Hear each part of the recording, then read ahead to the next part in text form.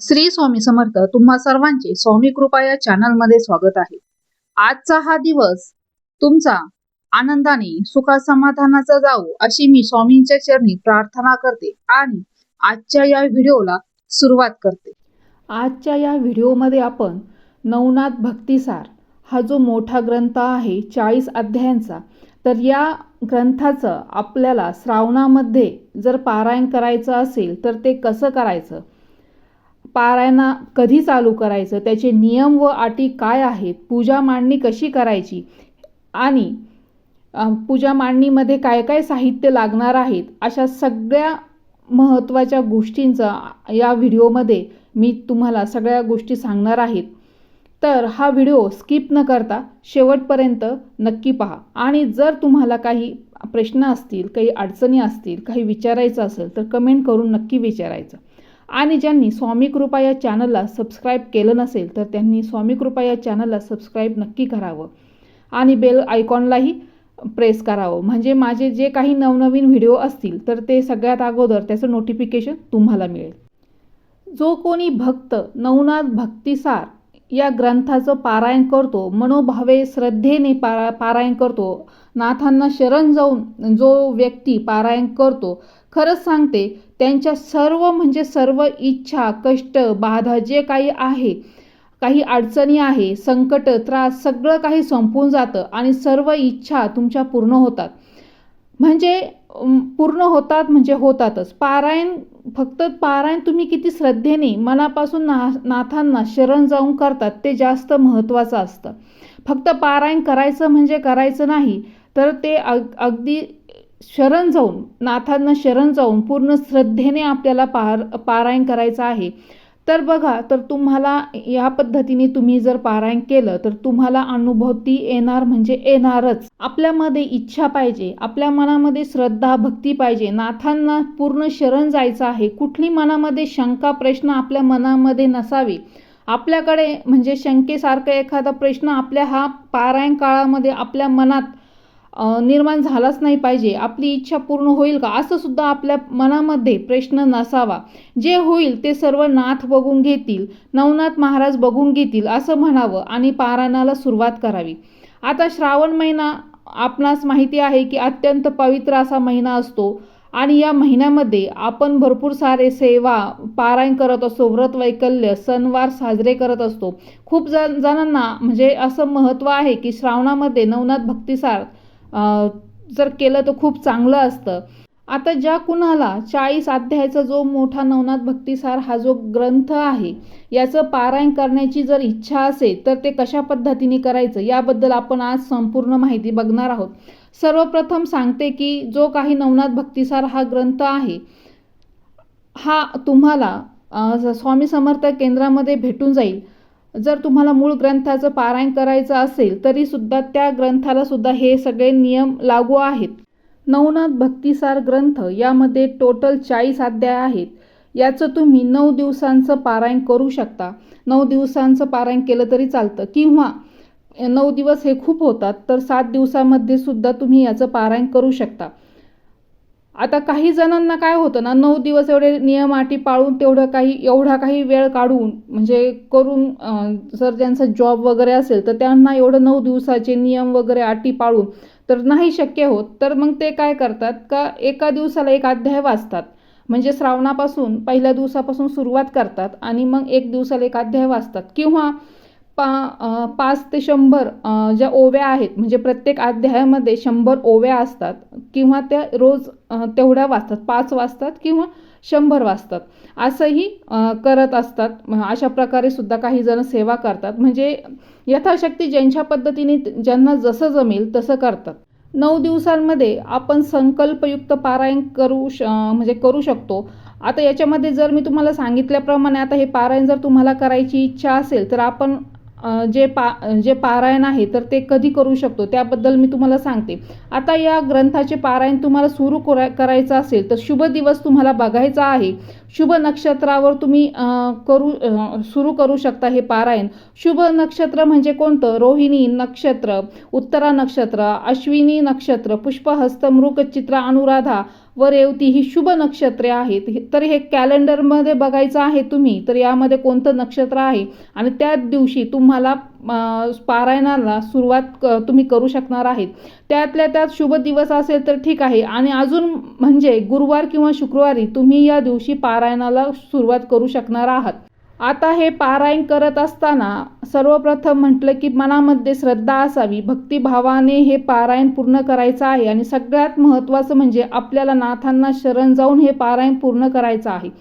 आता ज्यावेळेस तुम्हाला हे पारायण सुरू करायचं आहे त्यावेळेस अगोदर तुम्हाला माहिती आहे की म्हणजे ज्याप्रमाणे आपण करत असतो, संकल्प वगैरे सोडून विनंतीचा नारळ जो असतो, विनंतीचा नारळ तुम्ही खडीसाखर नारळ हे तुम्ही आदल्या दिवशीच पारायण सुरू करण्याच्या आदल्या दिवशी विनंतीचा नारळ जो आहे तो केंद्रामध्ये जाऊन किंवा दत्त महाराजांच्या मंदिरामध्ये जरी ठेवलं तरी तिथं ठेवून यायचं आहे. महाराजांना किंवा दत्त महाराजांना विनंती करायची आहे की माझं हे पारायण निर्विघ्नपणे पार होऊ दे.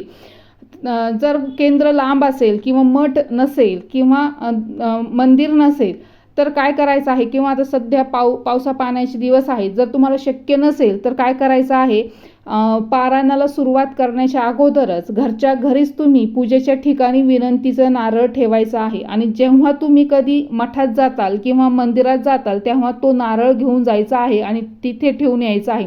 पण विनंतीचा नारळ पारायण सुरू करण्याच्या आधीच ठेवायचं आहे, जेणेकरून हे जे 9 दिवसाचं जे पारायण असतं ते आपलं निर्विघ्नपणे पार पाडण्यास मदत होत असतं. कुठली संकट विघ्न त्याच्यामध्ये येत नाही. कारण की आपणास माहीत आहे की सूतक, विटाळ, मासिक धर्म जे आहे ते काही सांगून होत नाही. मासिक धर्म तरी माहिती असतो पण सूतक, विटाळ काही सांगून येत नाही. तर या गोष्टी ज्या आहेत तर याच्यासाठी आपल्याला विनंतीचं नारळ आपल्याला ठेवायचं आहे, म्हणजे आपलं हे जे पारायण आहे ते निर्विघ्न पार पडावं. ज्या दिवशी तुम्ही पारायण सुरू करणार आहे तर त्या दिवशी सकाळी उठावं, शुचिर्भूत व्हावं, शुभ्र वस्त्र परिधान करावं. सगळ्यात महत्त्वाचं म्हणजे पितृस्तोत्र वाचून, जर शक्य झालं तर पितृस्तोत्र वाचावं, नाही वाचलं तरीही चालेल. पितरांना नमस्कार करावा, दक्षिण दिशेस हे करून पितरांना स्मरण करून नमस्कार केला तरी चालतो. त्यानंतर आपलं घर वगैरे जे काय आहे स्वच्छ लादी वगैरे करून घ्यायची आहे. उंबऱ्यावरती हळदीचं लेपन करावं, उंबऱ्याचं पूजन करावं, हळद कुंकू अक्षदा व्हाव्यात, फुलं व्हावी. आपण रांगोळी वगैरे काढायचं आहे. घरे स्वच्छ असायला पाहिजे. पारायण काळामध्ये 9 दिवस स्वच्छता असावी. कारण की सर्वात महत्त्वाचं काय आहे, श्रावण महिन्यामध्ये आपल्या घरामध्ये आपण मांसाहार शिजवत नाही, खात नाही किंवा कुणी आणत नाही, व्यसन कुणी करत नाही. अशा प्रकारे आपल्याला खूप छान असा पवित्र महिना भेटतो. आणि जास्तीत जास्त लोक काय करत असतात का वर्षभरामध्ये पारायण करण्याऐवजी फक्त श्रावण महिन्यामध्ये पारायण करत असतात. या महिन्यामध्ये जास्तीत जास्त व्रत वैकल्य करत असतात. तशा प्रकारे आपल्याला घर स्वच्छता ठेवायची आहे. गोमूत्र शिंपडायचं आहे. दोन टाईम आपल्याला गोमूत्र शिंपडायचं आहे. घर स्वच्छ ठेवायचं आहे. आडगळ असेल, धूळ असेल, सगळं स्वच्छता करून घ्यायची आहे. त्यानंतर आता आपल्याला पूजेची मांडणी करायची आहे. देवघरासमोर आपण ही मांडणी करू शकतो. देवघराच्या बाजूला पूजा मांडणी करावी किंवा हॉलमध्ये एखाद्या ठिकाणी स्वच्छ अशा जागी, मोकळ्या जागेत आपल्याला पूजा मांडणी करायची आहे. कारण की देवघर समोर पूजा मांडणी केली तर आपल्याला देवपूजा करताना आपला तिथे धक्का लागू शकतो. पोथी आपल्याला 9 दिवस हलवायची नसते. 9 दिवसाचं पारायण करताना करायचं असतं. म्हणून सांगते आहे की थोडंसं बाजूला तुम्ही पारायणाचं मांडणी बाजूला थोडीशी करावी. कारण की आपल्या देवपूजा वगैरे करताना धक्का लागू द्यायचा नाही पूजेला किंवा पोथीला. म्हणून देवघरासमोर पूजा मांडणी करायची नाही, बाजूला करायची आहे. किंवा दुसऱ्या एखाद्या जागेवर तुम्ही ही पूजा मांडणी करू शकता. तर पूजा मांडणी कशा प्रकारे करायची आहे, तर आपल्याला जर नवनाथांचा, महाराजांचा फोटो जर आपल्याकडे असेल तर महाराजांचा फोटो हा आपल्याकडे असायलाच पाहिजे.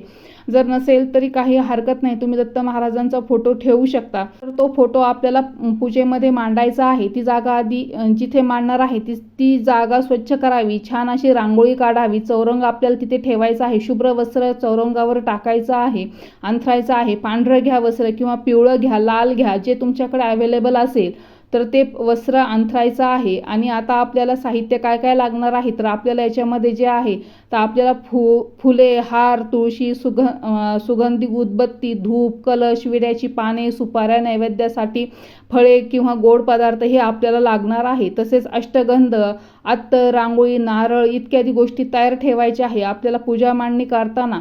त्यानंतर आपल्याला जे काही नवनाथ महाराजांचे तुमच्याकडं आता फोटो असेल तर तो आपल्याला सर्वप्रथम काय करायचं आहे, मांडणीमध्ये सगळ्यात प्रथम आपण काय करतो, गणपती बाप्पाची आधी आपण पूजा करतो, आराधना करतो किंवा आगमन करत असतो पूजेमध्ये.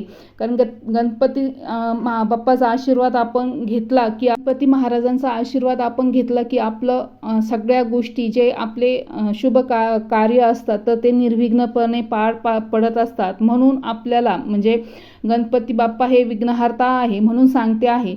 तर नवनाथांचा फोटो त्या पाटावर ठेवून घ्यायचा आहे. धूप प्रज्वलित करायचा आहे. अग्नीच्या साक्षीने आपल्याला गणपती बाप्पाची मूर्ती घ्या, नसेल तर पारायणात म्हणजे मूर्ती नसेल तर सुपारी घ्या. सुपारी घ्या. गणपती बाप्पाचा प्रतिमा म्हणून तामनात घ्यावं. त्याच्यावरती तुम्हाला गणपती बाप्पाचा एखादा ओम गणगणपते नमः किंवा अथर्व शीर्ष म्हणून त्याच्यावरती तुम्हाला अभिषेक करायचा आहे. पाण्याचा करा, पंचामृताचा करा, जे तुम्हाला शक्य असेल त्याप्रमाणे करा. सुपारी किंवा गणपती बाप्पाची मूर्ती ती स्वच्छ पुसून घ्यायची आहे. नवनाथांच्या फोटोसमोर आपल्याला पहिलं कलश मांडणी करायचं आहे किंवा बाजूला कलश मांडायचा आणि नवनाथ महाराजांच्या फोटोच्या बाजूला कलश मांडायचा आहे. कलश कसा मांडायचा आपणास माहिती आहे. थोडे तांदूळ घ्यायचे आहे ताटामध्ये, त्याच्यावरती आपल्याला तांब्या ठेवायचा आहे. त्याच्यावरती आपल्याला 5 स्वस्तिक उभ्या रेषा काढायच्या आहेत. खालून वर ओढायचं आहे. लक्षात घ्या, त्या रेषा ओढायच्या आहेत तर ते खालून वर ओढायच्या आहेत. स्वस्तिक समोर काढायचं आहे. जर स्वस्तिक नाही काढलं तर 5 ठिपके द्यायचे आहेत हळदी कुंकाचे. त्यानंतर तांब्यामध्ये पाणी, नंतर सुपारी, 1 रुपयाचं नाणं, 5 विड्याची पानं किंवा आंब्याची पानं ठेवू शकता. तुम्हाला नारळ वर ठेवायचा आहे, संपूर्ण नारळ ठेवायचा आहे. अशा प्रकारे हा कलश तुम्हाला मांडायचा आहे. कलश ठेवल्यानंतर आपल्याला नवनाथ महाराजांच्या फोटोच्या पुढे आपल्याला काय करायचं आहे, आता तिथे आपण एका बाजूला नवनाथ महाराजांचा उजव्या हाताला आणि आपल्या डाव्या हाताला गणपती बाप्पाची मूर्ती स्थापित करायची आहे. मी त्याची म्हणजे विड्याची जोड पानं ठेवायची आहे, अक्षता ठेवायची आहे. त्याच्यावरती तुम्हाला गणपती बाप्पाची मूर्ती ठेवायची आहे किंवा सुपारी ठेवायची आहे. म्हणजे अभिषेक करून घेतलेली जे आहे तर ते ठेवायचं आहे. गणपती बाप्पाची मूर्ती त्यांना हळद कुंकू फूल अर्पण करायचं आहे. दुर्वा लाल फूल अर्पण करायचं आहे. जानवं घालायचं आहे. गुळ खोबऱ्याचा नैवेद्य दाखवायचा आहे. ही झाली गणपती बाप्पाची पूजा. त्यानंतर येतं ते म्हणजे काय, आता आपल्याला काय करायचं आहे, ते केल्यानंतर आपण आता दक्षिणा एखाद्या जोड पानावर आपल्याला दक्षिणा 1 रुपयाचं नारळ, सुपारी आपल्याला दक्षिणेमध्ये ठेवायचं आहे. ते ठेवल्यानंतर एवढीच पूजा आपल्याला करायचं आहे. जास्त काही करत बसायचं नाही आहे. म्हणजे खूप अशी अडचण होईल पूजेमध्ये, त्या चौरंगावर आडगळ करायची नाही. एवढीच आपल्याला साधी सोपी पूजा मांडणी करायची आहे. 9 दिवस आपल्याला अखंड दिवा लावायचा आहे किंवा नाही तुम्हाला अखंड जरी झाला दिवा लावणं तरी चालेल. फक्त आपण जोपर्यंत ग्रंथाचं पारायण वाचणार आहोत तोपर्यंत तुमचा दिवा राहिला पाहिजे. तर अशा पद्धतीने तुम्हाला दिवा लावायचा आहे. आणि रांगोळी वगैरे काढायची आहे चौरंगाभोवती. ते काढल्यानंतर आपल्या गणपती बाप्पाचं स्मरण करायचं आहे, कुलदेवतेचं स्मरण करायचं आहे. त्यानंतर श्री स्वामी समर्थ महाराजांचं स्मरण करायचं आहे. घरातल्या सगळ्या जे आपले काही वडीलधारी व्यक्ती आहेत त्यांच्या पाया पडायचं आहे. आपल्या पारायणाला सुरुवात करायची असते. आता पारायण सुरू आपल्याला काय करायचं असतं, आपल्याला संकल्प सोडायचा असतो. संकल्प म्हणजे काय, तर आपली एखादी कामना आहे, इच्छा आहे, इच्छापूर्तीसाठी आपण तिथे संकल्प सोडायचा असतो. संकल्प कसा सोडायचा मी बऱ्याचशा व्हिडिओमध्ये सांगितलेलं आहे. आपल्याला हातामध्ये पाणी घ्यायचं आहे, ताम्हण समोर ठेवायचं आहे किंवा ताट घ्या, स्टीलची छोटंसं एखादं हे घ्या, ताटली घ्या. हातामध्ये पाणी घेऊन त्याच्यामध्ये आपल्याला हळद कुंकू अक्षदा टाकायची आहे, फूल घ्यायचं आहे आणि त्याच्यामध्ये आपल्याला आपणास माहिती काय स्वतःचं नाव गोत्र सांगायचं आहे. त्यानंतर जी काही इच्छा आहे ती इच्छा बोलायची आहे. किती दिवस तुम्ही पारायण करत आहात हे पारायणात सांगायचं आहे. यथाशक्ती हे पारायण पूर्ण करणार आहे. ते तुम्ही माझ्याकडून नवनाथ महाराज, स्वामी समर्थ महाराज, दत्त महाराज माझ्याकडून हे पारायण तुम्ही निर्विघ्नपणे पार पाडून घ्या, पूर्ण करून घ्या अशी विनंती करायची आहे आणि माझी इच्छा पूर्ण होऊ द्या. आणि यातलं आपल्या हातातलं जे काही पाणी आहे ते ताम्हणामध्ये सोडायचं आहे आणि ते पाणी झाडांना टाकायचं आहे, फेकून द्यायचं नाही. तुळशीच्या झाडाला पाणी टाकायचं नाही, दुसऱ्या झाडाला पाणी टाकून द्यायचं आहे. आता हे झालं म्हणजे आपलं कसं म्हणजे संकल्पयुक्त पारायण केलं. म्हणजे संकल्पयुक्त पारायण केलं तर आपलं फलप्राप्तीसुद्धा लवकरात लवकर होत असते. आणि संकल्पासोबतच तुम्ही किती श्रद्धेने मनापासून ते पारायण करत आहात, किती शरण जाऊन त्या देवतेला आपण ते पारायण करतो आहोत, हे सुद्धा जास्त महत्त्वाचं असतं. त्याच्यावरतीच तुमची फलश्रुती किंवा इच्छा पूर्ण हे ठरत असतं. आणि सोबत आपल्या प्रारब्धाचे भोगसुद्धा किती आहे त्याच्यावर सुद्धा डिपेंड असतं. आता हे पारायण तुम्ही कधी वाचू शकता, तर हे पूर्वीच्या काळी कसं होतं, हे पारायण संध्याकाळी वाचायचे, 4-5 नंतर वाचायचे. पण आता जर 4-5 नंतरूनच नवनाथाचं पारायण वाचलं गेलं पाहिजे असं पण म्हटलं जातं.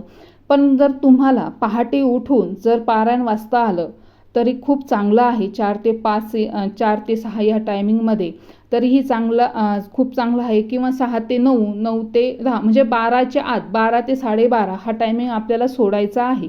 तर नंतरून तुम्ही दिवसभरामध्ये हे पारायण वाचू शकता. जर तुम्हाला संध्याकाळी जर शक्य झालं तर संध्याकाळीसुद्धा याचं पारायण करू शकता. पण शक्यतो मी सांगेल की सकाळीच पारायण करून घ्या, कारण की 9 दिवस करायचं आहे. 40च अध्याय आहेत, कारण गुरुचरित्र झालं, श्रीपाद श्रीवल्लभ चरित्रामृत झालं, तर यांचे 52-53 अध्याय असतात. त्याच्यामुळं ते पारायण वाचणं म्हणजे खूप वेळ लागतो. तर तसं नाही आहे. तर हे पारायणाचे अध्याय कमी आहे, 40च अध्याय आहेत. तर 7 दिवसामध्ये तुम्हाला शक्य झालं तर 7 दिवसाचं पारायण करा, किंवा शक्य झालं तर 9 दिवसाचं पारायण करा. तर अशा प्रकारे तुम्हाला हे पारायण करायचं आहे. सूर्यास्ताच्या वेळीसुद्धा तुम्ही पारायण करू शकता, किंवा सूर्योदयाच्या वेळीसुद्धा तुम्ही हे पारायण करू शकता. तुमचा टाईम बघा, तुम्हाला कधी ॲडजस्ट होतोय तो टाईम बघून तुम्हाला वाचायचं आहे. शुभ्र वस्त्र घालायचे आहे, हातपाय तोंड स्वच्छ धुवायचे आहे. त्यानंतर तुम्हाला पारायण बसून करायचं आहे. पारायण शक्यतो घोंगडी असेल तरी चालेल, घोंगडीवर बसून केलं तरी चालेल, नसेल तर आपलं साधं आसन घ्या तरी चालेल, काही हरकत नाही. तर आजकाल घोंगडी वगैरे सहसा भेटत नाही, किंवा ते पोतं वगैरे असतं ना ते चालत असते ह्या नवनाथाच्या पारायण करायला. तर ते असेल तर त्याच्यावर बसून पारायण करा, नसेल तर आपलं आसन घ्या देवाचं, त्याच्यावर बसून पारायण केलं तरी चालेल. पूजा मांडणी करताना ज्यावेळेस आपल्याला हे पारायण करायचं आहे, त्याची पूजा मांडणी करताना आपण पारायण वाचायला बसल्यावर आपलं जे तोंड आहे ते आपलं पूर्व दिशेला आलं पाहिजे, आणि पूजेची मांडणीचं जे तोंड आहे तर ते पश्चिमेला आलं पाहिजे. म्हणजे आपण पूर्व दिशेला तोंड करून आपल्याला वाचन करायचं आहे. अशा पद्धतीने आपल्याला वाचन करायचं आहे. आपल्याला समाप्तीसुद्धा, ज्या दिवशी समाप्ती आहे ते सुद्धा बघावं लागेल. आपल्याला पौर्णिमा अमावस्या समाप्तीच्या दिवशी जो आपला उद्यापनाचा दिवस असेल त्या दिवशी पौर्णिमा अमावस्या नसावी, शुभ दिवस असावा, अशा प्रकारे ठेवावी लागते. त्या पद्धतीने तुम्ही वार बघून बघा, समाप्ती सुद्धा कधी आली पाहिजे, तर त्या पद्धतीने तुम्हाला ते पारायणाचे दिवस ॲडजस्ट करावे लागतील. पोथी मोठी असते ही. जर चौरंगावर जर पोथी बसणार नसेल तर खाली एक पाट घ्या, पाटावर एक स्वच्छ वस्त्र अंथरायचं आहे. पिवळं वस्त्र घ्या किंवा कुठलंही धुतलेलं वस्त्र घ्या, त्याच्यामध्ये पोथी गुंडाळून व्यवस्थित ठेवायची आहे. वाचन झाल्यानंतर परत ती व्यवस्थित झाकून ठेवायची असते. वाचन झाल्यानंतर किंवा वाचताना सुद्धा ते वस्त्र उघडून आपल्याला वाचन करायचं असतं. त्यासमोर पोथी ठेवायची आहे किंवा खाली पाटावर ठेवा. त्या सांगितल्याप्रमाणे तुम्हाला आता सर्व देवतांना आपल्याला वंदन करायचं आहे, नमस्कार करायचा आहे. वडीलधाऱ्या व्यक्तींना आपल्याला नमस्कार करून आपल्याला वाचनाची सुरुवात करायची आहे. ज्यावेळेस तुम्ही वाचणार आहात तर त्यावेळेस पोथीची सुद्धा पंचोपचार पूजा करायची आहे. काय करायचं आहे? गंध, फूल, हळद, कुंकू, गंध, पुष्पार्पण करायचं आहे. नैवेद्यसुद्धा ठेवायचा आहे. तर नैवेद्य 9 दिवसामध्ये आपण नैवेद्यासाठी काय काय ठेवू शकतो? आता दूध, खडीसाखर, पेढे, वडे असायला पाहिजे. रोज दूध साखर जर ठेवलं तरी सुद्धा चालणार आहे. वाचन करण्यापूर्वी नैवेद्य ठेवलेला असावा. त्यानंतर आपल्याला वाचन करायचं आहे. समईसुद्धा प्रज्वलित करायचे असते. वाचन पूर्ण होईपर्यंत सतत समई तेवत राहिला पाहिजे. दिवा, निरंजन, धूप, अगरबत्ती सुद्धा लावावी. पारायणाच्या प्रथम दिवशी पोथीला विड्याचे पान, सुपारी, नारळ, दक्षिणा अर्पण करायची आहे तुम्हाला सांगितल्याप्रमाणे. त्यानंतर तुम्हाला 9 दिवस ब्रह्मचारी व्रताचे पालन करायचे आहे. परमश्रद्धेने आणि एकाग्रतेने वाचन करायचे आहे. वाचन करताना कोणाशीही बोलू नये आणि रात्री शक्यतो झालं तर घोंगडीवर झोपा, चटईवर झोपा किंवा सतरंजीवर गोधडी सुद्धा चालते झोपायला. तर अशा पद्धतीने तुम्हाला झोपायचं आहे. पारायण समाप्तीच्या दिवशी 9 मुलांना भोजन द्यायचं आहे. महानैवेद्य तुम्हाला करायचा आहे. उद्यापनाच्या दिवशी तुम्ही नैवेद्यामध्ये तांदूळ मुगाची खिचडी बनवायची आहे, घेवड्याची भाजी बनवायची आहे, हरभऱ्याच्या घुगऱ्या बनवायच्या आहे, उडदाचे वडे, दही, ताक किंवा जोंधळ्याची खीर हे पदार्थ तुमच्या नैवेद्यामध्ये असायलाच पाहिजे. उद्यापनाच्या दिवशी देवाला नैवेद्य दाखवा. सर्वांबरोबर तुम्हाला आरती करायची आहे. 9 मुलं जेवायला घाला. जर 9 मुलं जर भेटले नाही तर एखादं जरी मूल तुम्ही जीव घातलं तरीही चालेल आणि जेवढे मुलं भेटतील तेवढ्यांना जीव घाला. आणि मुलांना यथाशक्ती तुम्हाला काय दक्षिणा द्यायची आहे तर ती सुद्धा तुम्ही देऊ शकता. तुमची जशी इच्छा असेल, 9 दिवसीय असेल किंवा 7 दिवसीय पारायण करायचं असेल तर पहिल्या म्हणजे जसं तुम्हाला करायचं असेल त्या पद्धतीने तुम्ही पारायण करू शकता. पहिल्या दिवशी 1 ते 6 अध्याय वाचायचे आहेत. दुसऱ्या दिवशी 7 ते 12 अध्याय वाचायचे आहेत. तिसऱ्या दिवशी 13 ते 18, चौथ्या दिवशी 19 ते 24 अध्याय वाचायचे आहेत. 5व्या दिवशी 25 ते 30, 6व्या दिवशी 31 ते 36, 7व्या दिवशी 37 ते 40. हे झाले सप्ताहाचं पारायण. 7 दिवसीय पारायण तुम्हाला करायचं असलं ना तर त्या पद्धतीने तुम्हाला हे अध्याय तसे वाचायचे आहे. 9 दिवसीय पारायण करणार असाल तर पहिल्या दिवशी 1 ते 6 अध्याय, दुसऱ्या दिवशी 7 ते 11 अध्याय, तिसऱ्या दिवशी 12 ते 16 अध्याय, चौथ्या दिवशी 17 ते 21 अध्याय, 5व्या दिवशी 22 ते 26 अध्याय, 6व्या दिवशी 27 ते 31 अध्याय, 7व्या दिवशी 32 ते 35 अध्याय, 8व्या दिवशी 36 ते 38 अध्याय आणि 9व्या दिवशी 39 ते 40 हे अध्याय. अशा प्रकारे तुम्हाला 9 दिवसीय पारायण जर करायचं असेल तर अशा प्रकारे अध्याय वाचायचा आहे. हे तुम्हाला मी ओरली सांगते आहे. पण जेव्हा तुम्ही ही पोथी घेताल, तुमच्या घरामध्ये पोथी येईल नवनाथ महाराजांची, त्यावेळेस याच्यामध्ये सगळं काही दिलेलं आहे. नवनाथ ग्रंथ म्हणजे सगळ्या संपूर्ण अध्यायामध्ये काय काय कथा घडलेली आहे त्याच्याबद्दल या पोथीमध्ये सुरुवातीला संपूर्ण चित्रसुद्धा दिलेले आहेत. कथांचे सारांश दिलेले आहेत.